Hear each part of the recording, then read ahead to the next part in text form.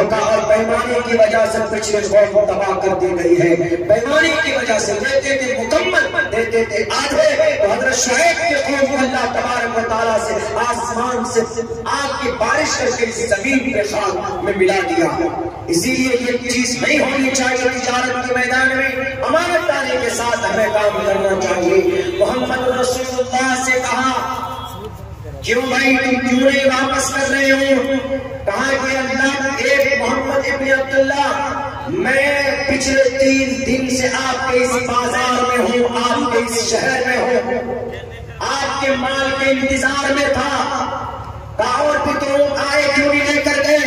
कहा आपकी अमानतदारी को देखकर मैं मालिक ने कहा कि अगर 1 साल भी रुकना पड़े तो मोहम्मद इब्न अब्दुल्ला का माल लेना, इसलिए कि वो खरा माल लाता, उनके माल में कोई कमी नहीं होती है। जैसे आज भी हम लोग किसी मिठाई की दुकान पर जाएं और ये कहें कि भैया रसगुल्ला दीजिए, हमें ओरिजिनल होना चाहिए, घी दीजिए, हमें असली होना चाहिए, और उसी दुकान पर जाकर लेते हैं जो मशहूर होता है, जिसके सामान अच्छे होते हैं। उन्होंने कहा कि मोहम्मद इब्न अब्दुल्ला, आपके अमानतदारी के चर्चे हमारे यमन में, मैं पिछले 3 दिन से आपके ऊंट को खरीदने के लिए यहाँ बैठा हुआ हूँ। चूंकि पूरी दुनिया जानती है कि मोहम्मद इब्न अब्दुल्ला तिजारत में झूठ नहीं बोलता, मोहम्मद इब्न अब्दुल्ला तिजारत में कोई गड़बड़ी नहीं करता। दुनिया वाले तुम्हारे ये झूठे 20,000 करोड़ रुपए शेयर मार्केट में डालकर या पब्लिक के पैसों से इधर उधर करके एनएफटी के अंदर अप से डाउन करके तुम 600 नंबर से लेकर दूसरे नंबर तक पहुंचे। मेरे नबी को देखो, एक यहूदी आप अलैहिस्सलाम से मुतासिर होकर अमानतदारी और सदाकत की मिसाल पेश करते हुए लोगों के सामने कहता है कि लोगों, दुनिया का सबसे बड़ा कोई अमानतदार ताजिर है तो उस शख्स का नाम मोहम्मद इब्न अब्दुल्ला, मोहम्मद रसूलुल्लाह सल्लल्लाहु अलैहि वसल्लम है। इसको कहते हैं लक़द कान लकुम फी रसूलिल्लाहि उस्वतुन हसना। तिजारत की दुनिया में भी जाएंगे तो मोहम्मद रसूलुल्लाह हमारे लिए रोल मॉडल। इसीलिए संस्कृत जुबान में एक मंत्र है, कहा गया, जगतपति असिनाश कूद मन मठेश्वरी कुलन बेटा। आज दुनिया के बारे पूरी दुनिया का मुहाफिज, पूरी दुनिया के अंदर हक बात नाफिज करने वाला जगतपति किसी भी फील्ड को ले लीजिए, हमारे जवान कैसे जिंदगी गुजारेंगे, किसी भी फील्ड को ले लीजिए, जवानों के लिए रोल मॉडल मोहम्मद रसूलुल्लाह। इज़्दिवाजी जिंदगी ले लीजिए, मोहम्मद रसूलुल्लाह की जिंदगी तमाम औरतों के लिए इंसाफ अदल कायम करने वाले। सिर्फ मोहम्मद रसूलुल्लाह बोलते नहीं थे, मोहम्मद रसूलुल्लाह जब बोलते थे पहली बात तो वो बोलते थे जो आसमान से आता था, अपनी तरफ से कोई बात नहीं कहते थे, रब के तरफ से जो वही की जाती थी वो बात बोलते और वही बोलते जो करते। ये तो झूठे हैं दुनिया वाले जो अपने आप को कहते हैं कि नहीं जनाब हम दुनिया को, हम भारत को आगे ले जाना चाहते हैं, हम औरतों के हुकूक को उनको उनका हक देना चाहते हैं, औरतों के साथ नाइंसाफी करने वाले ये तकियारूस, ये कुर्सी इख्तियार पर बैठने वाले औरतों को उनका इंसाफ नहीं मिलता, औरतों को इंसाफ चाहिए, नबी के दामन में आना होगा, मोहम्मद रसूलुल्लाह की जिंदगी को देखना पड़ेगा। सिर्फ जिस्मानी दावा करने से कि बेटी बचाओ बेटी पढ़ाओ ये नारा लगाने से काम नहीं चलेगा। आपकी पूर्णिया के अंदर 2-3 जगहों के अंदर चले जाइए, करीब में है औरतें दवाई है, औरतें दवाई करी बैठी अपनी इज्जत को बेचती है, तब जाकर उनका इंसाफ मिलता है। कहाँ गए बेटी बचाओ बेटी पढ़ाओ का नारा बुलंद करने वाले, किस दिल में छुपे हुए हैं? बेटियां इज्जत बेचे तब जाकर उनका घर और उनका खर्च चले। ऐसे दावे पे और ऐसे तुम्हारे नारे के ऊपर लानत है। मेंबर ऑफ पार्लियामेंट में ब्रिजभूषण वो उत्तर प्रदेश के गोंडा का एमपी, वो गोंडा का नहीं वो कुंडी का एमपी है, इसलिए कि समाज की बेटियां तकरीबन 7 बच्चियां आज दिल्ली जंतर मंतर के ऊपर बैठी थी, उनको इंसाफ नहीं मिल रहा। नबी के दामन में आगे तो इंसाफ मिलेगा। बेटी बेटी है, समाज की मर्द का चाहिए, लेकिन ये झूठे, ये तजूस, ये नाराज बेनाहमजार नबी पाक अलैहिस्सलाम की जिंदगी को उठाकर देखने की जरूरत है। इनको इंसाफ नहीं मिलता। उन बेटियों ने कहा कि हमारे लिए हमारे अध्यक्ष ने सेक्सुअल हैरेसमेंट पर किया, यानी हमारी आगों पर हाथ उठा।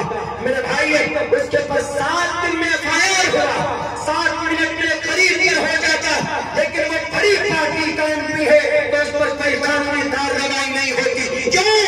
बेटी बचाओ बेटी पढ़ाओ, यही मतलब है कि पिछले 1 महीने से जंतर मंतर पर बैठी हुई हमारी बेटियां, उनको इंसाफ क्यों नहीं मिल रहा? क्या मंत्र के अंदर नहीं कहा गया? अरे ईश्वर ने कहता है नारी यस्तु पूजन से रमनते तंत्र देवता तत्र दास्तु न पूजन से नरमनते न तंत्र देवता। जिस जमीन पर बेटी की इज्जत होती है, बेटी की रक्षा होती है, इस समाज के ऊपर, उस गांव के ऊपर ईश्वर की कृपा होती है, ईश्वर वास करता है। यत्र नारी यस्तु मेंबर ऑफ पार्लियामेंट साहब भूषण साहब, आपको क्या प्रश्नोत्तरी का ये मंत्र मालूम नहीं है? सिर्फ जबानी दावा करते हो कि हम इस देश के अंदर शास्त्र को मानने वाले, हम इस देश के अंदर रामायण को मानने वाले, हम इस देश के ऊपर वेद को मानने वाले, सिर्फ जबानी दावा करते। अगर अमली मैदान में कोई आगे है तो मोहम्मद रसूलुल्लाह सल्लल्लाहु अलैहि वसल्लम के मानने वाले आगे। औरत के बारे में कहा गया यत्र नारीयस्तु, यत्र नारीयस्तु, जिस जमीन पर, जिस घर पर औरत रहती है, यस्तु यत्र नारीयस्तु, नारी मीन्स औरत, यत्र नारीयस्तु पूजन्ते, जिस घर में बेटी रहती है और उसकी पूजा होती है। भारत एक घर है, बेटी जितनी भी है, हिंदू मुस्लिम कोई भी हो, यत्र नारीयस्तु पूजन्ते, उसकी पूजा अगर हो, पूजा का मतलब उसकी इज्जत हो। ये इज्जत नहीं है। जब उन बेटियों ने गोल्ड मेडल लाया ओलंपिक में, वो सारे ओलंपियन हैं, गोल्ड मेडल लाया, गोल्ड मेडलिस्ट हैं, ब्रॉन्ज मेडल लाई है, सिल्वर मेडल लाई है वो इस देश के लिए। उन बच्चों ने आरोप लगाया वो एमपी साहब का करप्शन, बड़े लीडर से, तो कोई कार्रवाई नहीं होती।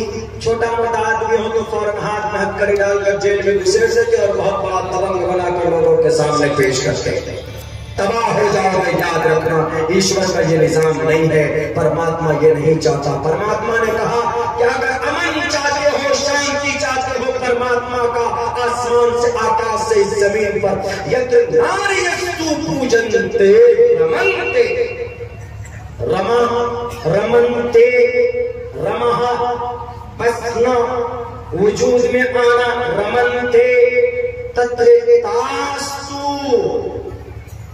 तत्रतास्तु न पूजन्ते न रमन्ते न तत्र देवता। और जिस जमीन पर बेटी की सिर्फ वाहवाही के लिए उनका नाम लिया जाता है, जमीनी सतह पर उनको इंसाफ नहीं मिलता, तो ऐसी जगह पर ईश्वर नहीं आते। क्यों? ईश्वर कहता है कि मैं ऐसी जगह पर नहीं जाता जहां पर बेटियों का सम्मान नहीं होता। क्या कहेंगे इस मंत्र को? उत्तर प्रदेश के सालिमों, बेटियों की इज्जत के साथ खिलवाड़ करने वालों, बेटियों को इंसाफ दिया कौन? मोहम्मद इब्न अब्दुल्लाह ने, मोहम्मद रसूलुल्लाह ने, मोहम्मद रसूलुल्लाह पर एलिगेशंस लगाने वाले। मोहम्मद ने अगर 11 शादी की, कोई मां का नाम मैं पूछना चाहता हूं भारत के अंदर नफरत तंजीमों से, कोई हट्टा कट्टा जवान, 25 साल की उम्र का हट्टा कट्टा जवान, क्या कोई 40 साल की उम्र औरत से शादी कर सकता? नहीं कर सकता। कर सकता लेकिन करेगा? लड़का इंटेलिजेंट है, लड़का गुड लुकिंग है, लड़का हैंडसम है, लड़का बॉडी फिल्टर है, लड़का 6 पैक वाला है, लड़का पढ़ा लिखा है, लड़का यूं समझिए कि ऊंचे खानदान का सैयद है, कुरैशी नस्ल है, सैयदी नस्ल माना जाता है। अगर उसका निकाह 40 साल की एक औरत है समाज में, और वो भी 2 मरतबा पहले शादी हो चुकी, बेवा हो चुकी, कोई करने के लिए कोई हैंडसम बॉय तैयार होगा? नहीं होगा। वो कहेगा मैं मैं फांसी लगाकर मर जाऊंगा, लेकिन 2 मरतबा जिसकी शादी हो चुकी मैं उससे निकाह नहीं करूंगा। करेगा कोई? बताइए, कोई नहीं करेगा। इनसे पूछिए नफरत परस्त तंजीमों से, करोगे? नहीं करोगे।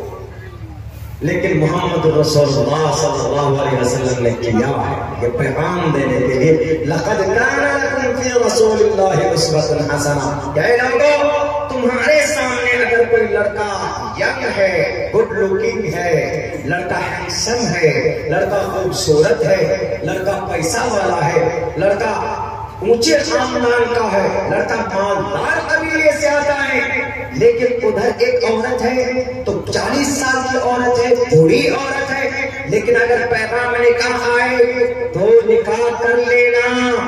मोहम्मद इब्ने अब्दुल्लाह ने मोहम्मद रसूलुल्लाह 25 साल की उम्र में गुड लुकिंग, खूबसूरत, हैंडसम और हाशमी खानदान से, कुरैश कबीले से, ख्वाजा अबू तालिब सरदार मक्का, उस वक्त के आप अलैहिस्सलाम को आप मोहम्मद रसूलुल्लाह के पास पैगाम निकाह पहुंचा।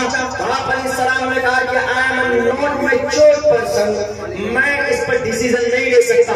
फौरन उस मैटर को ख्वाजा अबू तालिब के पास भेजा और कहा कि चाचा आप फैसला कीजिए। तो मशवरा करने के बाद ख्वाजा अबू तालिब ने कहा कि ये निकाह कर सकते हो, यू कैन डू इट, तुम कर सकते हो, ये बहुत आसान है, कर लो।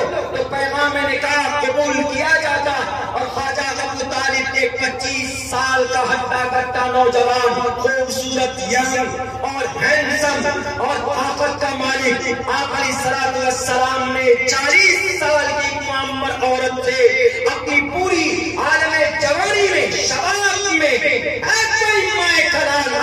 ऐसे डिग्री पेश करो, ऐसे मिसाल पेश करके दिखा दो। यूरोप से सवाल किया जाता, नहीं करेगा कोई 40 साल की बूढ़ी औरत से निकाह जो 2 मरतबा पहले बेवा हो चुकी हो। नहीं कर सकता कोई बीएसपी का हमारा साथी, नहीं कर सकता कोई हमारे आरएसएस के नौजवान, नहीं कर सकता कोई बीएसपी का नौजवान, शिवसेना बजरंग दल का नौजवान, कोई 40 साल की बूढ़ी औरत से निकाह। बल्कि यूं कहूं, आज की तारीख में हमारे नौजवान भी कदम पीछे हटा लेंगे, लेकिन नए इस्लाम में ये जायज है, कर सकते हैं, करना पड़ेगा, क्योंकि तुम्हारे नबी ने किया है। अगर कोई मुस्लिम लड़का करता है, 20 या 25 साल की उम्र है और 40 साल की उम्र का निकाह आ जाए, उम्र के औरत का निकाह आ जाए, सामने रिश्ता आ जाए, तो मोहम्मद रसूलुल्लाह कहते हैं कि ये जायज है, तुम कर सकते हो। ये रोल मॉडल है आप अलैहिस्सलातु वस्सलाम हमारे नौजवानों के लिए। जवानी के आलम में ये सारी चीजें मेरे भाइयों, तो मोहम्मद रसूलुल्लाह सल्लल्लाहु अलैहि वसल्लम की जिंदगी हमारे लिए मशाल-ए-राह। दूसरी बात, चूंकि वक्त काफी चलता जा रहा है, मुझे आप लोगों को कुछ ऋग्वेद यजुर्वेद का श्लोक भी पढ़कर सुनाना है।